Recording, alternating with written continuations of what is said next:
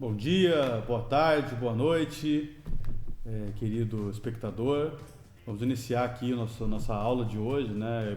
Antes de iniciar nossos conteúdos, eu queria agradecer ao governo do estado de São Paulo por meio da Secretaria de Cultura e Economia Criativa, que nos propiciou aí a oportunidade de fazer essa pequena webconferência, essa pequena aula online. E por meio do PROAC Editais, né? E agradecer também a equipe técnica que nos acompanhou durante esse projeto. Vocês vão ver aqui no canto do vídeo a apresentação dos slides que vão acompanhar a nossa aula, e é muito importante vocês também ficarem atentos à descrição do vídeo, onde a gente vai colocar todos os exemplos musicais que a gente vai apresentar durante o conteúdo do nosso encontro. Você vai encontrar ali os links para você ouvir as músicas, tá? De fato, não é possível que a gente, durante a aula, fique ouvindo todos os exemplos, porque a gente é uma aula curta aqui, a gente vai fazer alguma coisa entre 30 e 40 minutos, mas todos os exemplos que eu cito aqui durante a nossa conferência, vocês vão ter linkados lá embaixo, até com duas gravações diferentes para vocês. Eu acho assim, que é interessante parar e dar uma ouvida. Depende de como é que funciona para você aprender, né? Se você prefere ouvir a aula inteira e ao final ouvir os exemplos, voltando àquilo que você anotou, gostou das referências, ou se você preferir parando a aula e ouvindo os exemplos, aí vai do seu modo como você aprende melhor, né? Muito bem, então o nosso encontro de hoje é sobre a textualidade musical, sobre as relações de contágio entre texto e música. Vamos dar início então. O primeiro tópico do nosso encontro nós vamos chamar aqui de colagem de citações, né? Então, só para explicar um pouquinho sobre mim, eu sou o professor Marco Antônio Machado, eu já estou aí há uns 20 anos trabalhando com música no campo acadêmico e no campo prático mesmo, como compositor, como músico. E lá em 2016 eu defendi minha tese de doutorado no campo da composição musical, e a tese tinha o título assim, Reflexão e Proposta de Composição por meio de colagens e citações.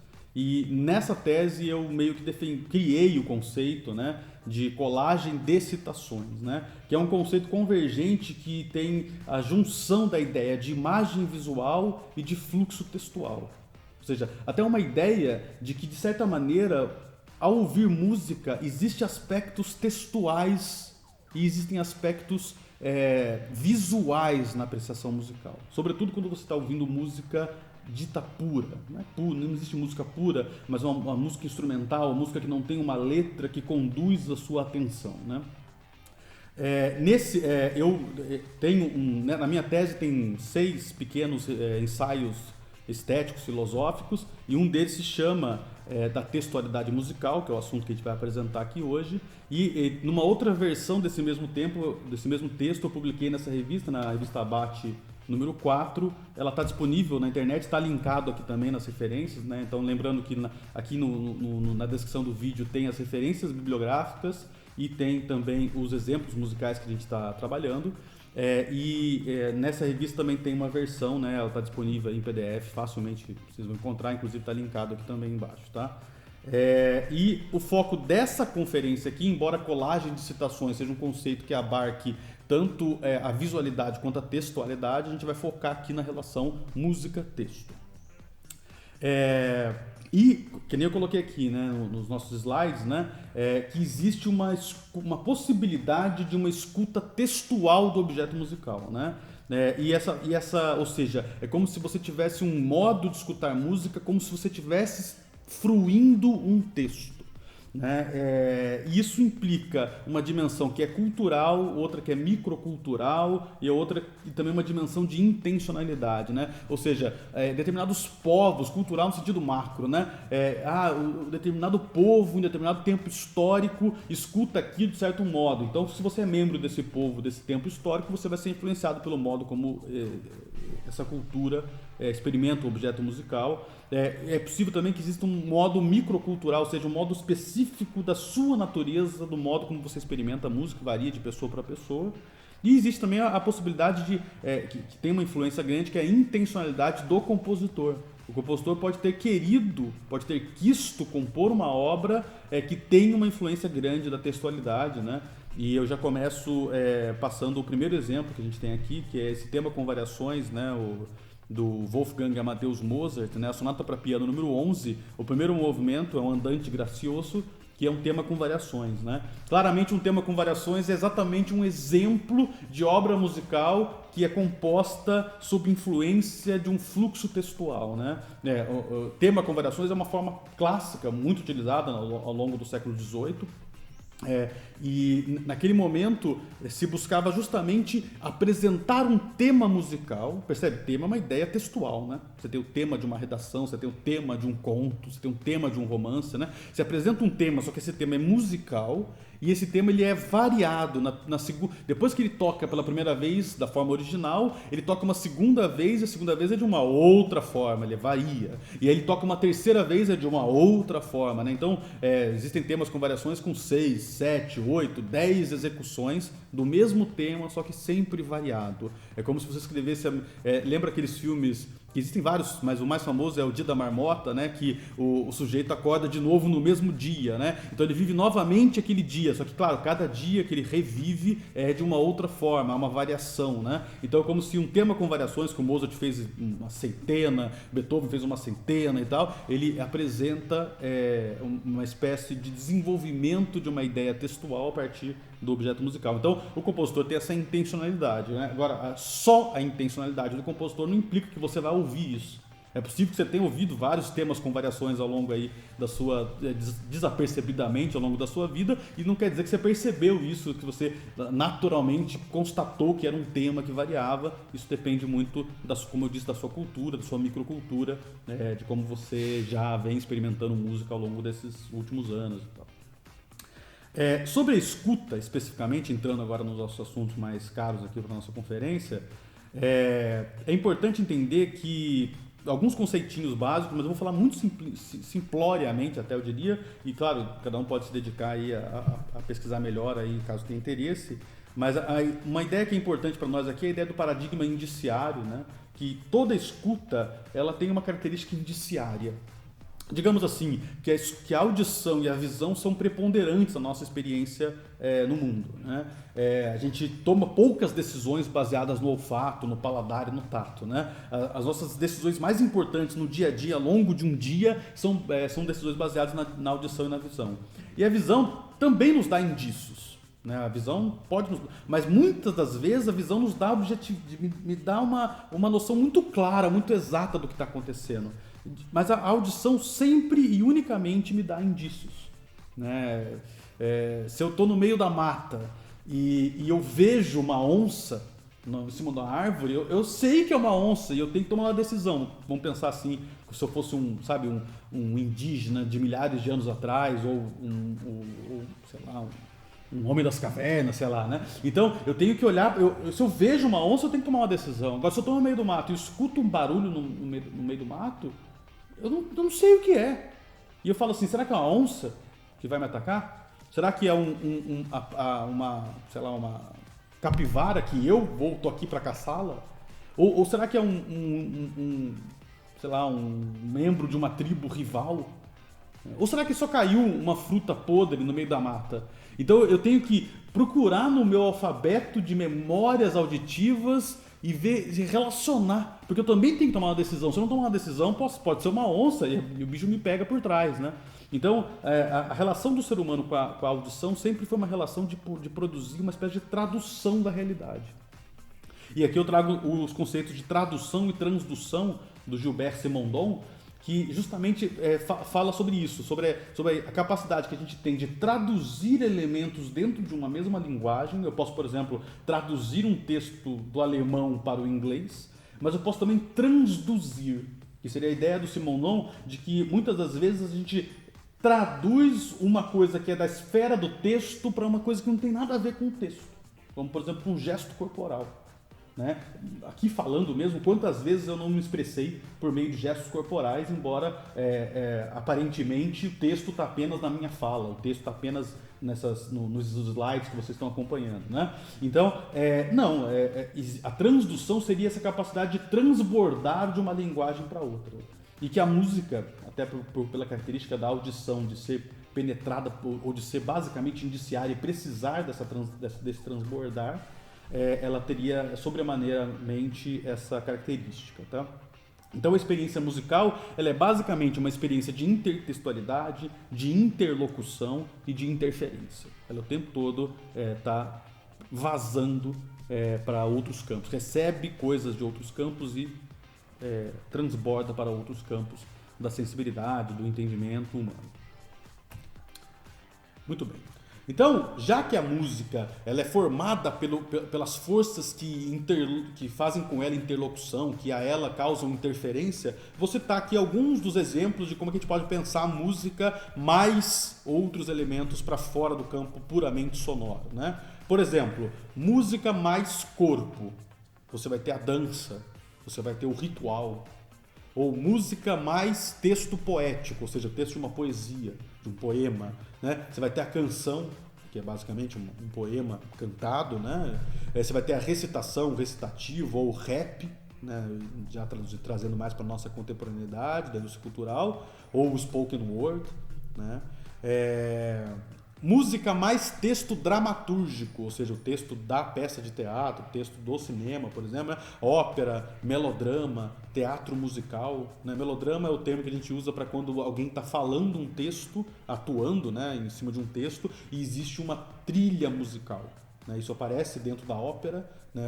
A Flauta Mágica de Mozart, por exemplo, tem muito melodrama, né? Onde os cantores / atores estão falando a cena e está tendo uma música fazendo uma trilha sonora, né? Que é diferente da área que os atores / cantores estão cantando, ou no recitativo eles estão cantando, mas no melodrama eles estão atuando, né? Ou seja, falando e tem uma trilha sonora. Porra, o melodrama é muito potente, né? Todo mundo aqui já foi ao cinema, todo mundo já viu um filme ou séries de televisão ou novelas e sabe o peso que é a trilha sonora, né? Aquele momento que cai uma lágrima ou que você se assusta numa cena de terror, se você tirar a trilha sonora, perde muito, pode ficar até cômica uma cena de terror ou não envolvente uma cena dramática, de amor, por exemplo, né?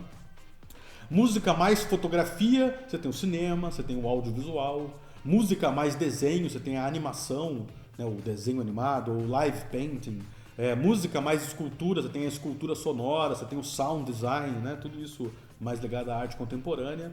Né? E o que eu vou defender tanto lá no meu artigo, na tese e tal, é que, embora sejam maravilhosas todas as conexões da música com outros campos da expressão artística, eu vou defender que a relação de maior nível de contágio e miscigenação aconteceu na relação música-texto. Assim, nenhuma outra relação foi tão rica em contaminação, música-texto, né?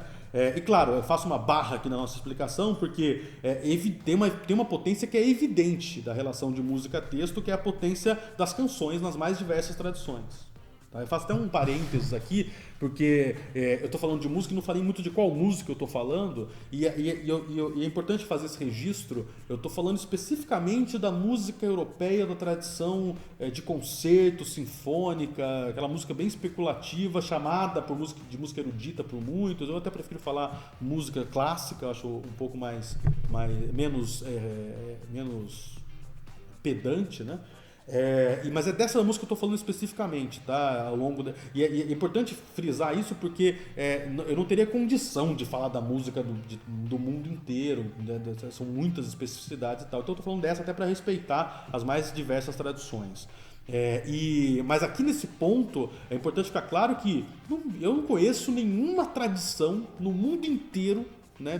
Sabe, dos 5 continentes que não tenha canções.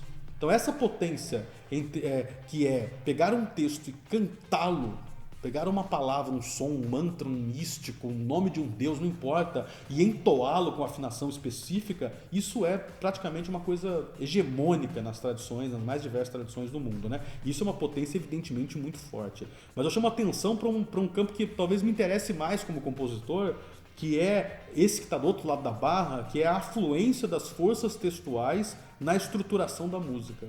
Ou seja, mesmo na música instrumental, onde ninguém está cantando um texto, porque o que é canção especificamente? Canção é uma música onde alguém está cantando, pelo menos uma pessoa, e essa pessoa ao cantar está cantando um texto, não fazendo lá, lá, lá, lá, lá, né? Está cantando um texto e esse texto é compreensível. Diferente de uma música de death metal, né? Que o cara... Aquilo lá funciona como um instrumento musical, né? O uso da voz naquele contexto, né? Agora, se há texto e a pessoa está cantando esse texto e esse texto é compreensível, ali temos uma canção. Agora, quando você está ouvindo uma sinfonia de Beethoven, um tema com variações do Mozart, como eu coloquei agora há pouco, não há nenhum texto, aparentemente. Não, o que eu estou dizendo é, sim, tem muito texto ali, porque essa é a prova de que essa contaminação foi para além do uso da voz, que seria a contaminação mais evidente, claro. Então, seguindo para o nosso tópico 4. Eu sei que eu falo muito rápido, mas a vantagem é que vocês não vão precisar botar no 1.5 ou no 2x para ver meu vídeo, porque eu já falo rápido. Então, se você botar no 2x, você vai perder totalmente o conhecimento. Agora, e a outra vantagem é que você está no YouTube, né? Dá um pause aí, volta, vê de novo e tal. Eu não vou ficar freando a minha língua, não. Qualquer coisa que vocês não tenham entendido, claro, comenta aí que eu posso ajudar. Então a gente entra no item 4 aqui, música sobre codificação e escritura, né? Então a gente vai recuar historicamente para entender como é que aconteceu essa conexão. Assim, eu não vou explicar por que essa escrita ocidental surge, né? Mas eu vou fazer um resumão histórico aqui muito acelerado, tá? A gente vai ter os registros musicais que acabaram desenvolvendo o que a gente chama hoje de partitura a partir do período medieval, meados da época medieval. E que surge a ideia do cantus firmus, do canto chão, ou também conhecida como música gregoriana, o canto gregoriano, né? Que dentro do clero, dentro da Igreja Católica, se cria a ideia de escrever os cantos para formalizar e para padronizar a produção musical. Aqui tem um exemplo, tá, para vocês escutarem, tá lá na descrição do vídeo, esse Introitus Gaudeamus, né, que é de meados do século XI, embora o registro histórico mais antigo que a gente tenha seja do século XVI, mas sabe-se que ele é anterior, mas não tem os originais, são cópias, né? E a produção das cláusulas e glosas gregorianas seriam os mais antigos tratados de escrita musical dentro dessa tradição europeia, né? E evidentemente que pelas normas das cláusulas gregorianas, né, a música deveria servir ao texto, né? Se escrevia ali textos latínicos do arcabouço bíblico, muitos deles salmos da Bíblia, né? E evidentemente o objetivo era cultuar a Deus, né, dentro da tradição católica, e o objetivo era que a música servisse, ou seja, fosse subserviente à dominação do texto. O texto da Bíblia, que era a palavra de Deus, a música apenas serviria para dar o colchão, para dar a caminha para o desenvolvimento daquela musicalidade, né? Já no Renascimento, né, que a gente vai entender ali a partir do final do século XVI, né, final do século XV às vezes, uns 2 séculos depois disso, a música, sobretudo essa música formal, ela vai continuar dentro da tradição religiosa, mas é já bem diferente. Eu tenho 2 exemplos aqui bem contrapontísticos, né, bem polifônico, né, como a do Johannes Ockeghem. Deixa eu ver, até anotei certinho aqui as datas mais ou menos, né? Do Interamata Mater Dei, ali de possivelmente 1490, nessa época, e do Thomas Tallis, de 1570, o Spen in Ailum, né? 2 obras que são bem exemplares da música renascentista, onde há texto, há voz, né? Basicamente voz, são coros com uma polifonia muito rica.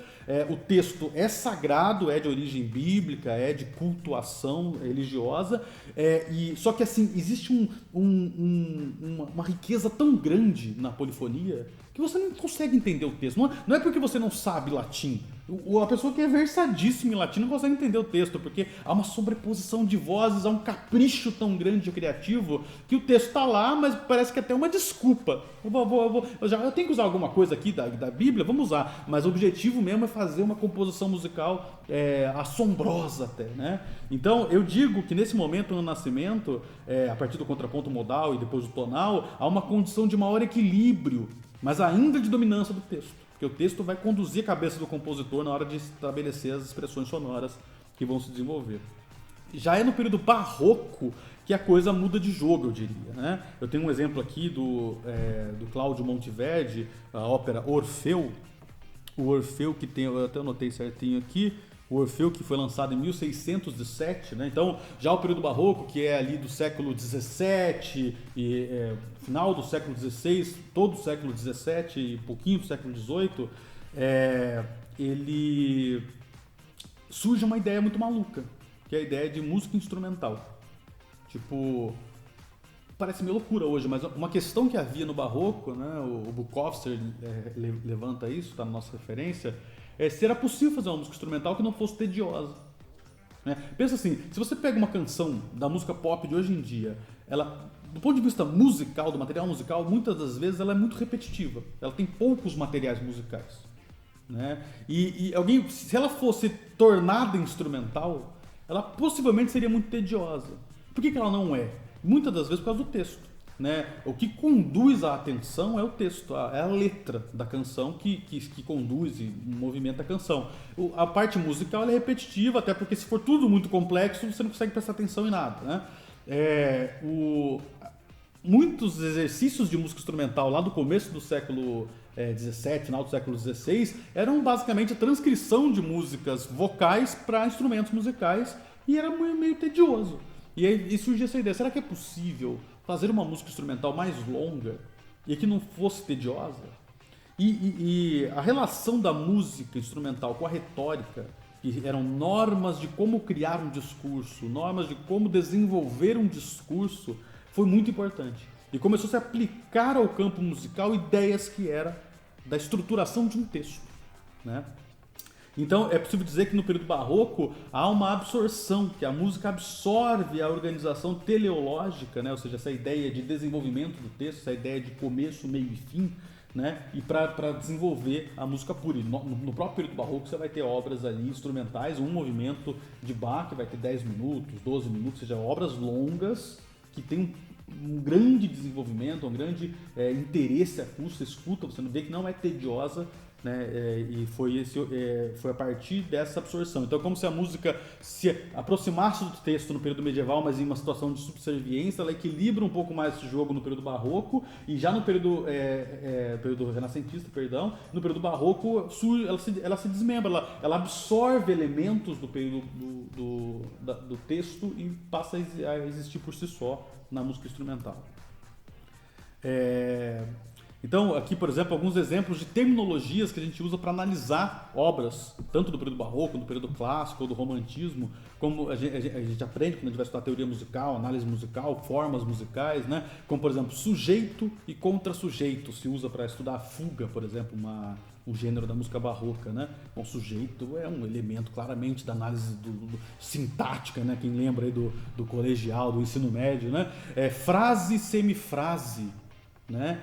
Tema, antecedente e consequente, que também é chamado por tratadistas como pergunta e resposta. Bom, pergunta e resposta evidentemente vem da linguagem, né? Introdução, a sonata a forma sonata, a sinfonia tem uma introdução, agora tem o desenvolvimento, aí depois tem a recapitulação, capítulo, né? Então tanto elementos microformais como macroformais eles vão ser trazidos do discurso para análise musical. Aqui, por exemplo, eu coloco uma obra do Joseph Haydn, Quarteto, Opus 20, número 2, em Dó maior, obra aí no caso de 1772, já dentro do classicismo. Haydn é muito influente, né? Ele é assim, um grande compositor, mas talvez mais importante ainda, professor, né? Muito influente na obra do classicismo, e o Haydn ele é muito preciso em estabelecer, criar esses temas, essas variações, esses desenvolvimentos, essa coisa da pergunta e da resposta, né? E sai da tônica para dominante, da dominante para tônica, e como é que isso se dá. É muito importante como Haydn faz isso para influenciar os outros trabalhos de compositores, né? Então eu cito aqui eu mesmo, né, citando esse artigo da revista Bate, e que está na minha tese também, para resumir esse trecho da aula, né? Em outras palavras, podemos dizer que, ao longo desses 3 grandes períodos da história da música, medieval, renascimento, barroco, o texto e o som vêm se entrelaçando, chegando por vezes a produzir uma emulsão quase homogênea, uma amálgama de confluência. Na Idade Média, o texto era superestrutural e dominante, acima do som. No Renascimento, houve um intermediário jogo de superfície, de equilíbrio de forças. E, no Barroco, o metabolismo do bicho música acabou por digerir o texto para absorver dele os nutrientes que lhe apeteceram. Nexo, teleologia, desenvolvimento, sintaxe. Então, a imagem que eu gosto de pensar é aquela imagem se não me engano, é a estrela do mar, que ela gospe para fora dela o próprio aparelho digestivo e come uns bichinhos lá, né? Aí fica lá o aparelho digestivo dela jogando os ácidos lá para digerir qualquer coisa, sei lá, que a estrela do mar come, né? A pizza da estrela do mar. E aí ela, depois que ela termina de digerir, ela engole o aparelho digestivo, né? Então como se a música fosse um bicho estranho que se aproximasse de outros elementos e ficasse sugando algumas características ali daquele elemento, e o que para ela é interessante, ela puxa para ela e absorve aquilo como elemento para trabalho próprio. Né? Então, esse período, que vocês vão ver aqui no slide agora, período da prática comum, um termo que a gente usa em história da música para referenciar o mais importante período da tradição europeia de concerto, que é um termo que abarca o barroco, o clássico e o romantismo. Então, depois do período medieval, teve o Renascimento, e aí um grande período, às vezes chamado de maneirismo, aí entra o Barroco. E aí tem o primeiro Barroco e o Barroco tardio, desde o primeiro Barroco até o Romantismo, ou seja, desde o século XVII até o século XIX, em 300 anos, a gente chama de período da prática comum, porque é um período onde há uma mudança estilística entre um tipo de composição e outra, mas há coisas que se mantêm. São coisas comuns, como por exemplo o sistema tonal, né? A música em Ré maior, em Sol menor e tal, né? A ideia de uma música em uma tonalidade, e a ideia de um desenvolvimento, a ideia de proeminência da música instrumental sobre a música vocal, e a ideia de um desenvolvimento, de uma teleologia, de uma música que tem começo, meio e fim e que guarda relação, os trechos, para que a gente possa reconhecer esse desenvolvimento. Né?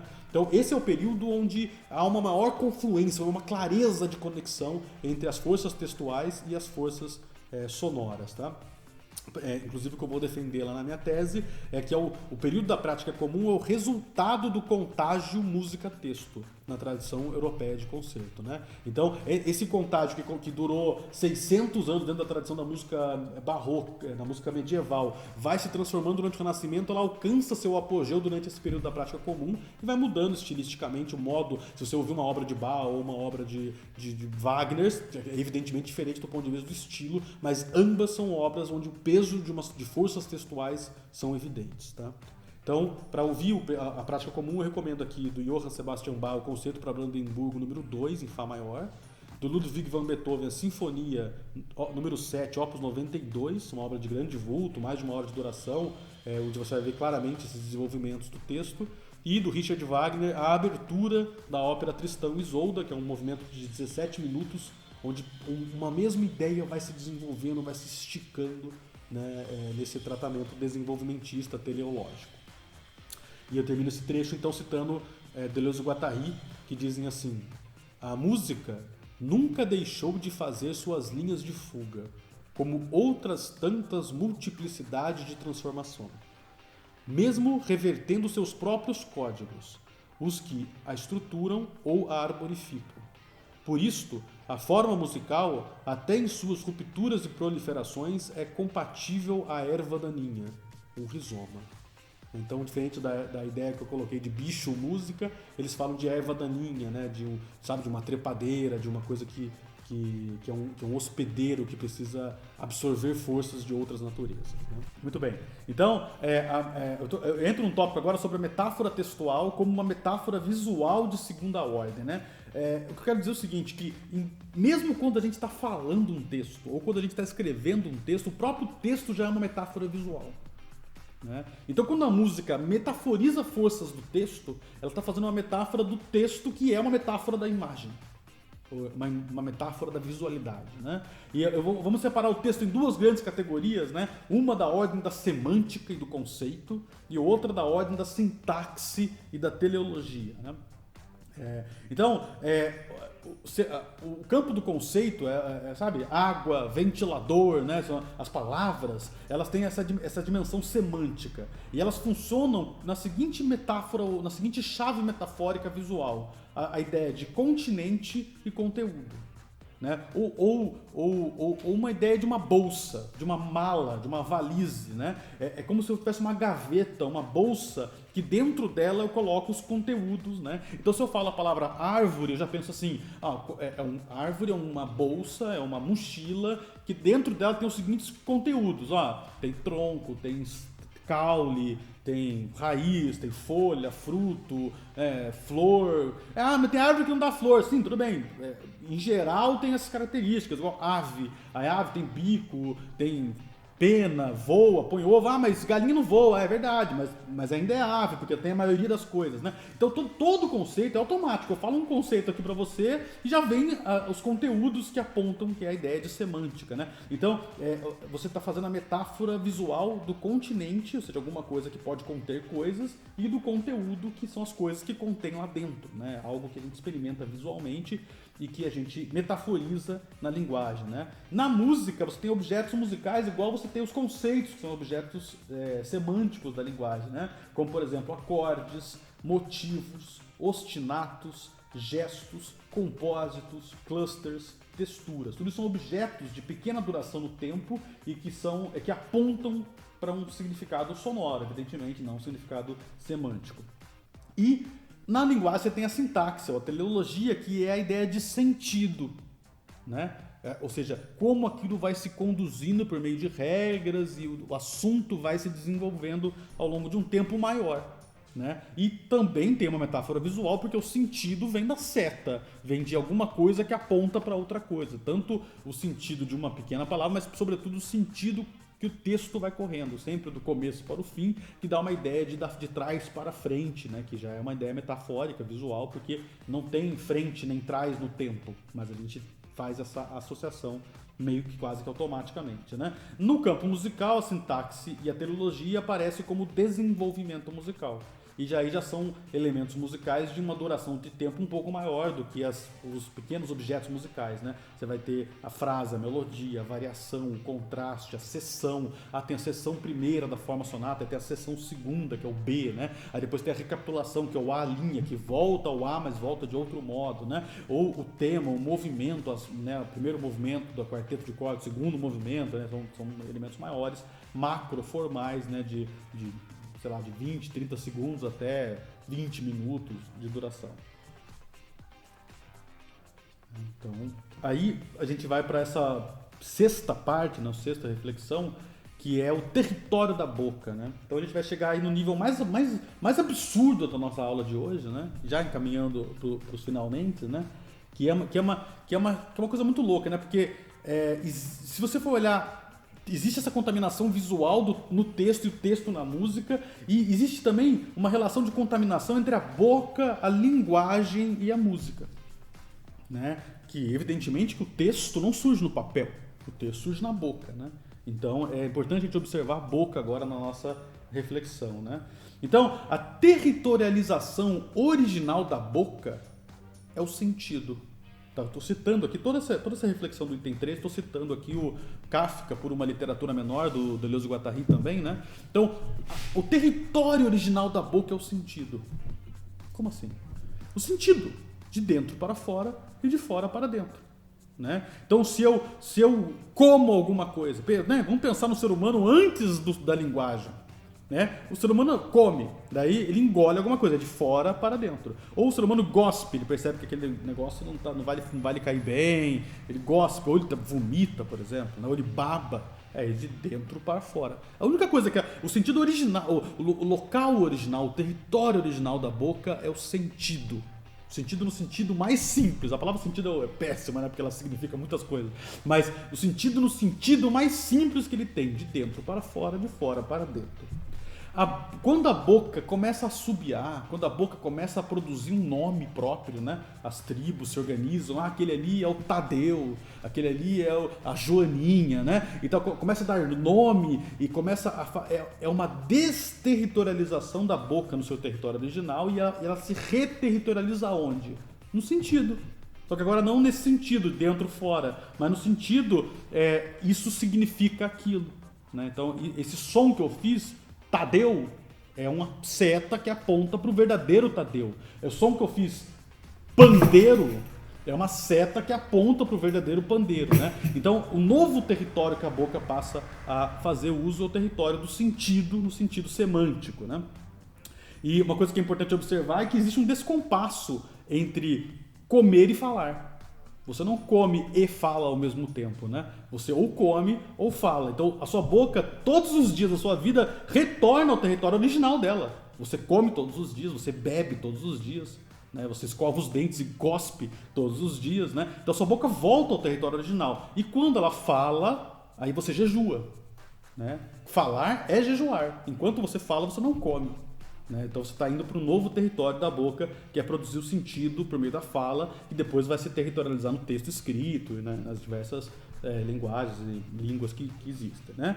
Então, há então essas duas ordens de sentido na fala, que é o sentido denotativo, o sentido literal, o signo semântico, né? Pandeiro significa esse pandeiro aqui, estou denotando isso.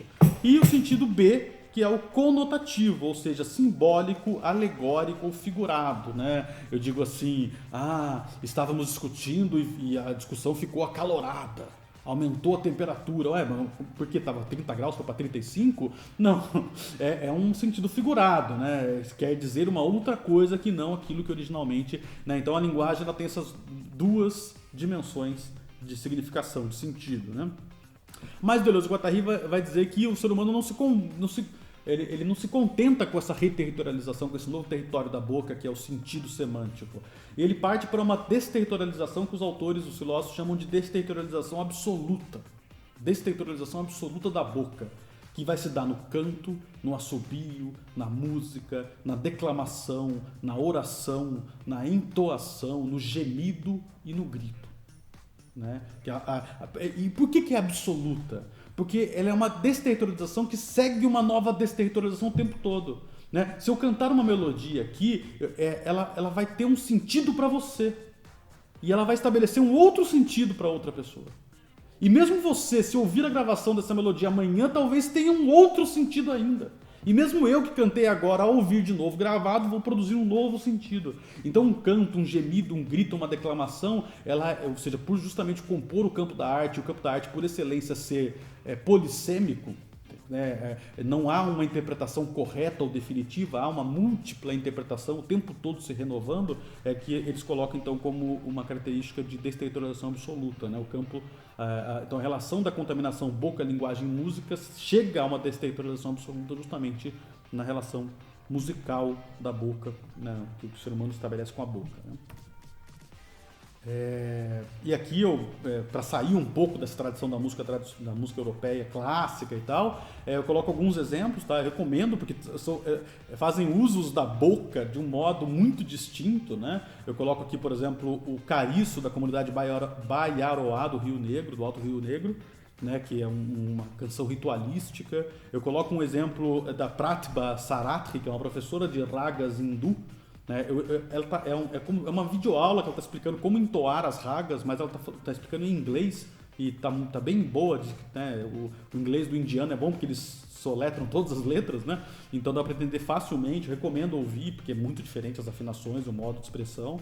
Eu coloco do Luciano Berio um dos movimentos da sua sinfonia, ou King, que é uma peça para coral e orquestra, que a única coisa que ela fala é O King, né? Em homenagem ao Martin Luther King, foi feita em 1969 em memória do assassinato do Martin Luther King, né? E é quase com um cristal sonoro, assim.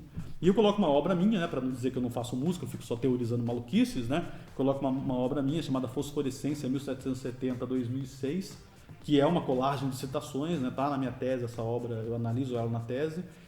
E é uma obra para orquestra de cordas, mas que tem todo esse desenvolvimento a partir de copiar textos musicais e reorganizá-los por meio de uma construção, né? E eu termino aqui citando esse pequeno trechinho aqui do Kafka por uma literatura menor, do Deleuze-Guattari, onde eles dizem: servir-se da sintaxe para gritar, para dar uma sintaxe ao grito. Então, quem gostou aí, peço que curta aí a nossa... Como é que fala? Curtir o negócio, pôr o negócio no sininho, compartilhar entre os amigos, né? Siga a gente aí nas redes sociais, tem aqui os contatos. Agradecer novamente aí a parte técnica aí que fez a edição de vídeo, que fez a divulgação na internet, e novamente, sobretudo, agradecer o PROAC, né, e o projeto patrocinado pelo Governo do Estado de São Paulo, via Secretaria Estadual de Cultura. Agradecer o Estado de São Paulo pela oportunidade. Bons estudos a todos.